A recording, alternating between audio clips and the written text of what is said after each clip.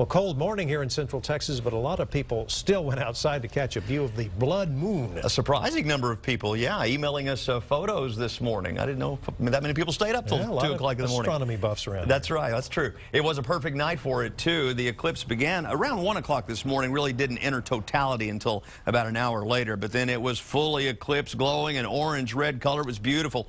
Lunar eclipses occur 2 to 3 times per year, but not always a full, total lunar eclipse like last night. That happens when the sun, earth, and the moon line up so that the moon passes through the earth's shadow.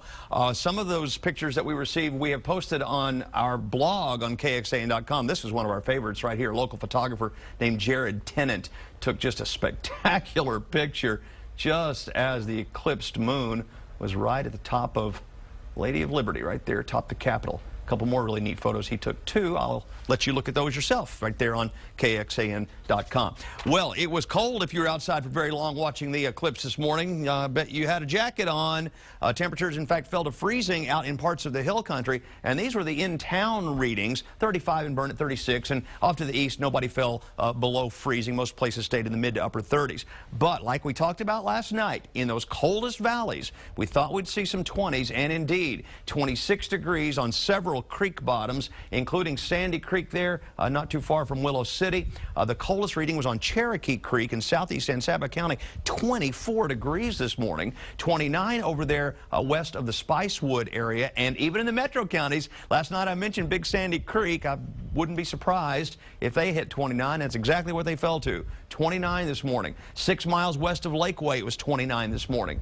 Down in Hays County, only at Pedernales Falls State Park, and up in Williamson County, we saw a freeze there near Florence. What a nice warm-up, though. By the way, I mentioned earlier in terms of crop damage this morning, we're getting reports that there may have been some in some locations. That strawberry farm we reported on last night, they covered up those strawberries. They said they're okay, but their potatoes and tomatoes and blackberries they're not real sure about. We're going to have a full report on that for you tonight at 6 o'clock, so be back here with us then. Is the price of your peaches going to go up? We'll let you know.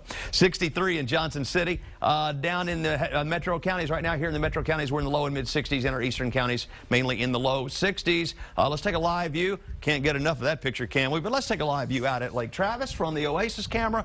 It is looking beautiful. It'd look nicer if you didn't see that peninsula there. That should be underwater. 64 degrees at Mabry, 61 at ABIA. Our winds right now, they are light and variable. Pollen count today, high mold, high oak, medium cottonwood and poplar, and then low willow and pecan.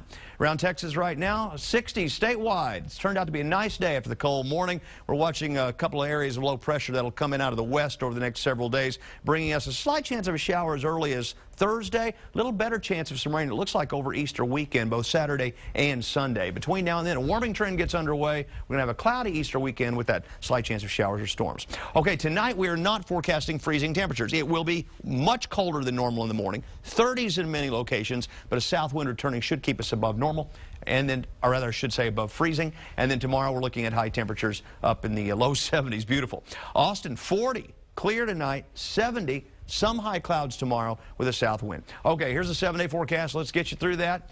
There's that warming trend I told you about, near 80 by Friday, and then there's that chance of some Easter weekend showers and thunderstorms. Just a 30% probability, and it will be warm all weekend.